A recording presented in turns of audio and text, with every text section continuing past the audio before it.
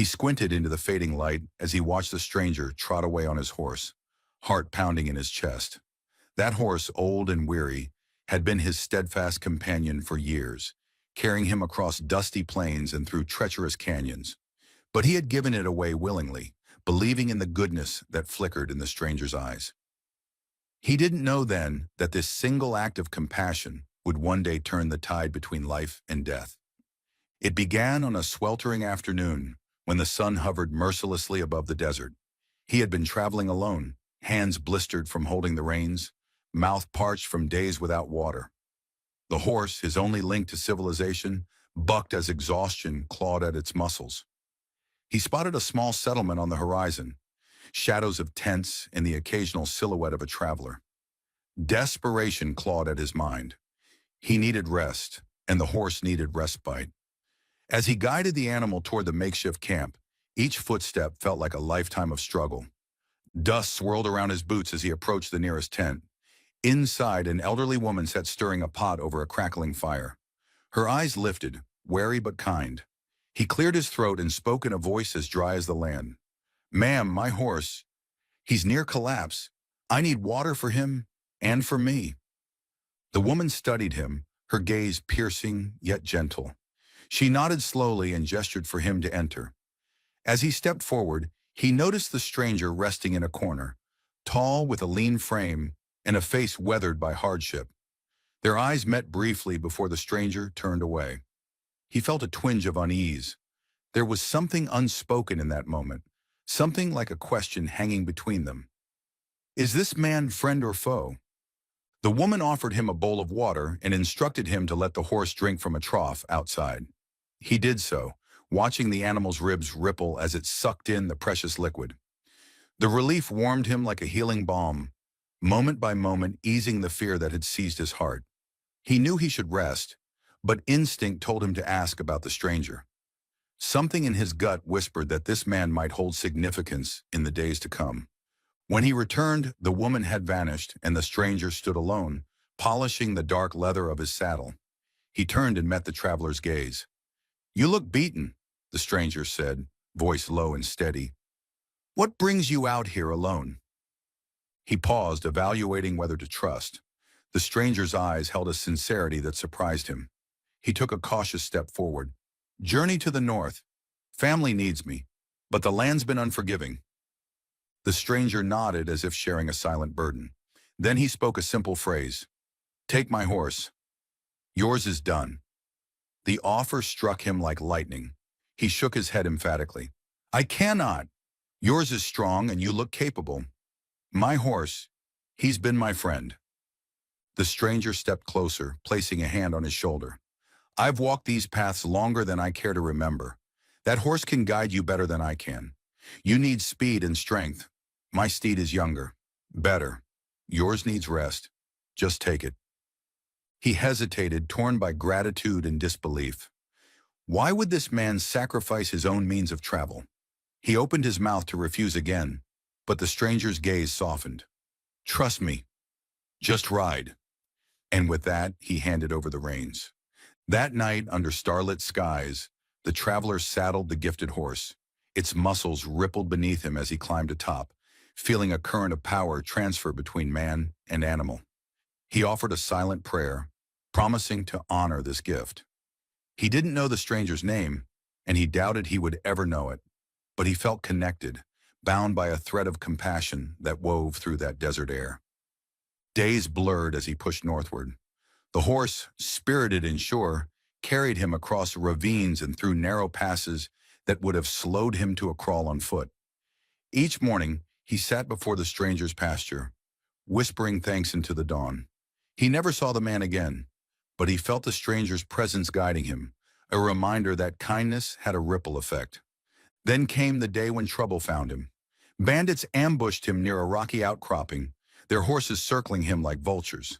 They demanded his supplies, his horse, everything he owned. Panic flared in his chest. He raked his mind for a way out, but the bandits' eyes were cold, greedy. One man stepped forward, whip in hand, ready to strike. He held the reins tightly, voice trembling. "Take whatever you want, just spare my life." But the bandit sneered. Ravenous for his horse, he felt tears sting his eyes as memories flashed, riding it through childhood games, leaping over creek beds with laughter in his heart. This horse was more than a means of travel, it was hope made flesh. Yet he raised his hands, surrender on his lips. Suddenly the stranger emerged from a thicket, rifle aimed with unerring precision. The bandits froze, astonished. "Stop!" the stranger's voice thundered. "Leave him be, or face me." Their leader laughed, shifting the whip. "And who are you to threaten us?" The stranger took a step forward, rifle unwavering. "A friend," he said softly. "Now walk away while you can." A tense silence wrapped around them. The stranger's presence was like a storm waiting to break. Finally, the bandits tossed down their weapons and scattered, unwilling to test a gun held by a man with eyes that promised retribution. He sank to his knees, heart hammering. The stranger approached, lowering the rifle. "Are you hurt?" He shook his head, voice choked. "Number, thank you. I can't repay you." The stranger kneeled beside him, placing a rough hand on his shoulder. "You already did, by honoring my gift. The bond between a man and his horse is sacred.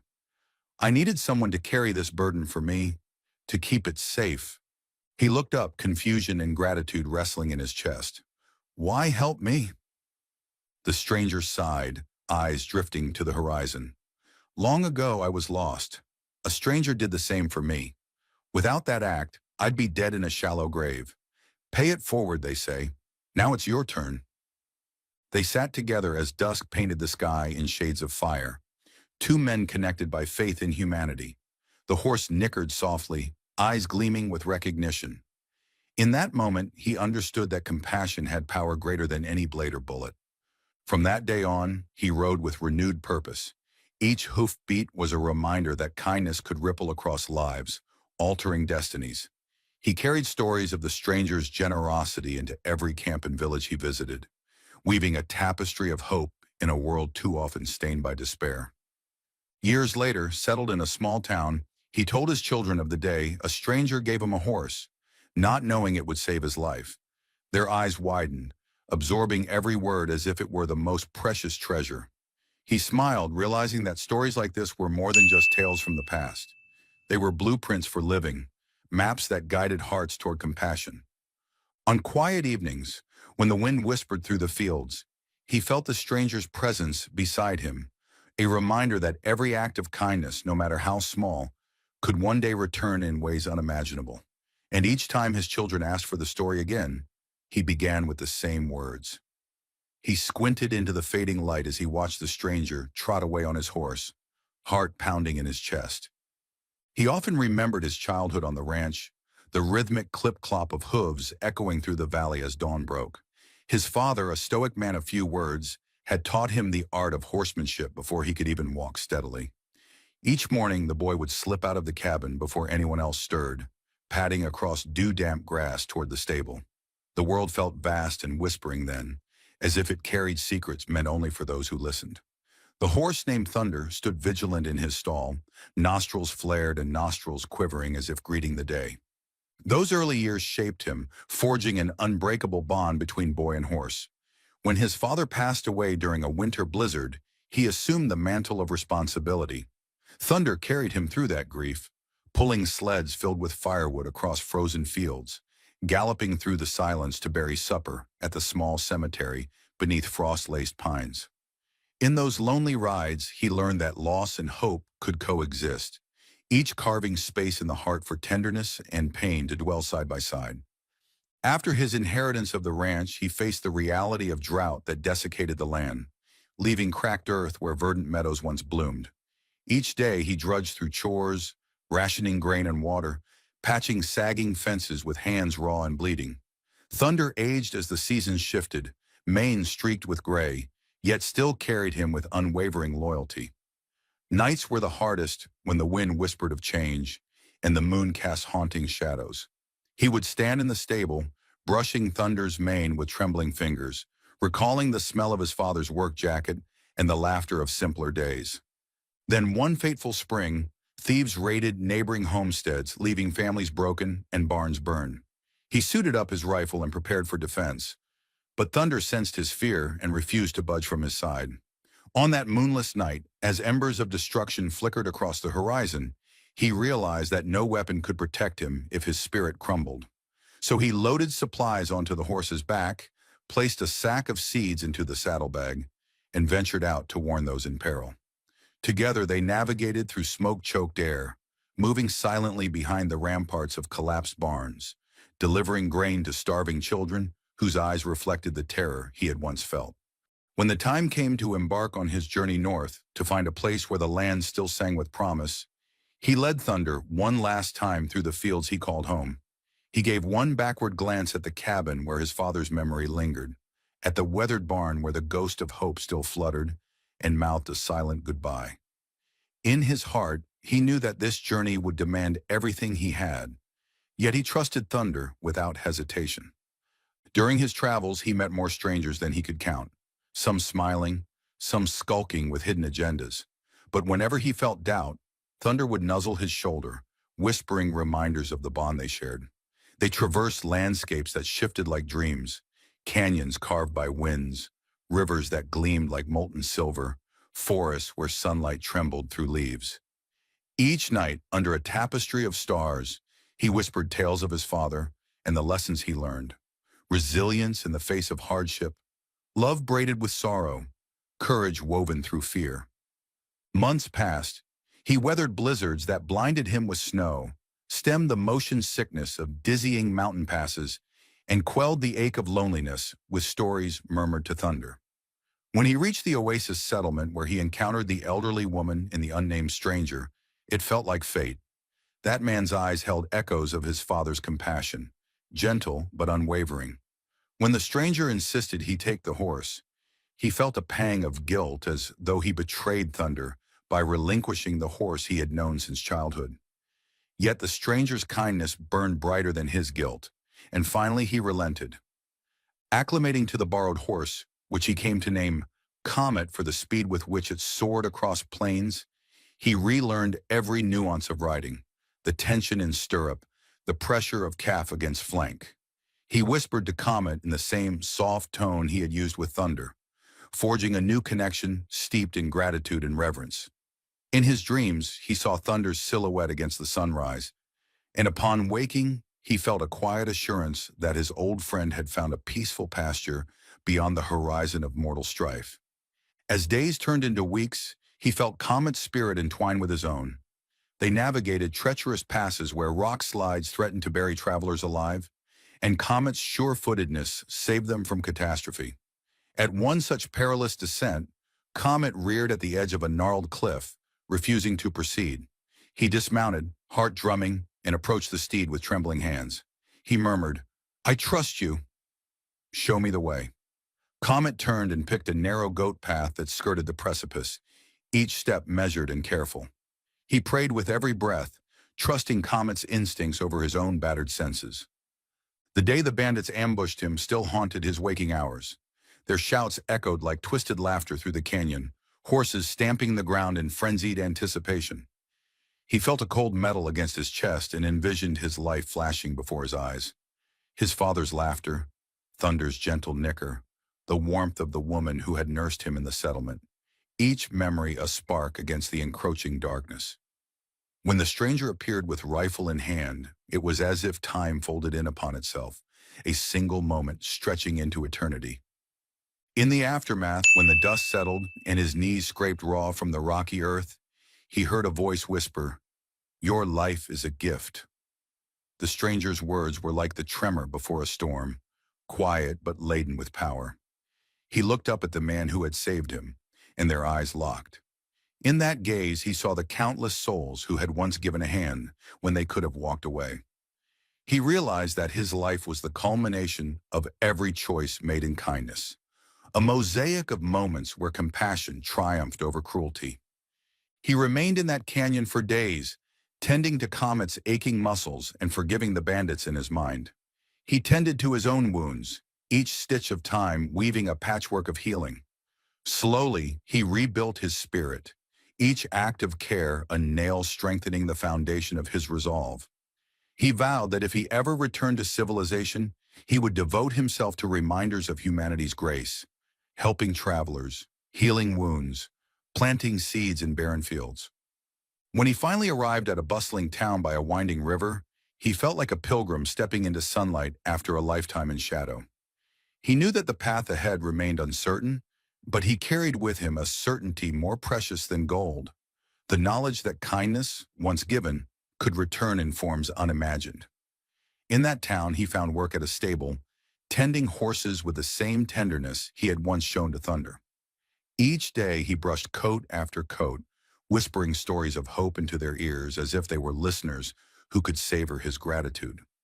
Children gathered at the fence, wide-eyed as he recounted the tale of how Comet saved his life. Their laughter rippled like water over stones, and he watched their imaginations ignite, picturing bandits and brave rescues, horses galloping into the sunset. He spoke not as a hero, but as a man shaped by love and loss, by mercy and redemption. He told them of his father's stoic kindness and the stranger whose generosity became a lighthouse guiding him through the darkest night. That stranger remained a mystery, an enigma with no name, only a face etched in memory. He often wondered where the man traveled next, how many lives he might touch with the simple act of giving. He imagined the stranger passing through parched desert trails, giving hope to another weary traveler, feeding the starving, mending broken wheels. And in his mind's eye, he saw Thunder grazing in a meadow of golden grass, mane rippling in a breeze scented with wildflowers. Thunder's spirit lived on in Comet, and in every act of compassion that followed. Years later, as dusk draped the horizon in shades of lavender and gold, he stood before a young traveler, parched and gaunt, clutching the reins of a faltering mare. The traveler's eyes reflected desperation so familiar it ached in his chest. He knelt beside the mare, checked its legs, and offered water. Beneath the straw of the stable, he found a gap and slid a small package into the traveler's hand. A rolled blanket, a leather pouch of coins, and a note that read, "To one who needs it, ride on with hope." He watched as the traveler's eyes glistened with gratitude, and then he said quietly, "Pay it forward." The words hung in the amber light, a benediction and a challenge. In the silence that followed, when the world seemed to hold its breath, the echoes of his life rippled outward. Letters arrived from across the land, some crinkled and worn from desert travel, others penned on fine paper, edges stained with tears. One letter spoke of a widowed mother who found shelter and hope because of a horse he had given. Another recounted how a young boy learned to brave his fears after hearing the story of how Comet stood firm against bandits. Each note illuminated a fragment of truth. His story had become a beacon, guiding souls out of darkness. His cabin became a pilgrimage site for those seeking wisdom and solace. People gathered in the stable yard, leaning against fence posts as the sun dipped low, listening to his raspy voice recount the tale, how he had given his heart to a horse named Thunder, how he had received Comet from a man whose name he never knew, and how that gift had saved him from the brink of death. Children sat cross-legged on the dusty ground, eyes wide as he spoke of fear and courage, of grief and renewal. He told them that in every act of kindness, there was a spark that could ignite a lifetime of change. Among those visitors was a school teacher from a nearby valley. She carried an armful of books, paper, and pen tucked beneath her arm. After listening to his story, she approached him, her eyes shining with determination. "I teach children to read and write," she said softly. "I want to include your story in their curriculum, so they understand that compassion isn't just a word, it's a force." He smiled, the swell of pride and humility swelling in his chest. "Teach it as you will," he said. "Let them learn that a single act can reshape destinies." Teachers in distant towns began sending him essays and artwork inspired by his tale. One student painted a portrait of Comet standing tall against the blazing sunset, hooves planted firmly on desert dust. Another wrote a poem that danced with the rhythm of thunder, capturing the moment when he relinquished Thunder to the stranger, and the stranger became his guardian angel. Each piece of creativity was a beacon in the night, guiding him toward a deeper understanding. His story was no longer his alone. It belonged to every soul touched by its light. Journalists traveled far and wide, seeking interviews that he granted with measured words. When asked why he agreed to speak to a stranger who had once threatened him, he paused, recalling the rifle's steady aim and the stranger's unwavering voice. "Leave him be, or face me."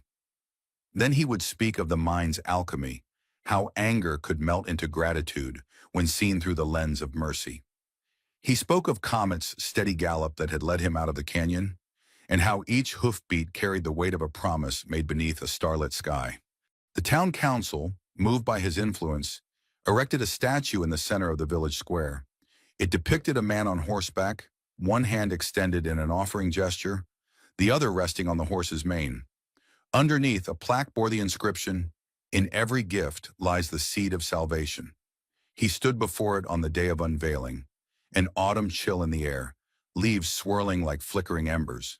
Children formed a guard of honor, clutching sprigs of goldenrod.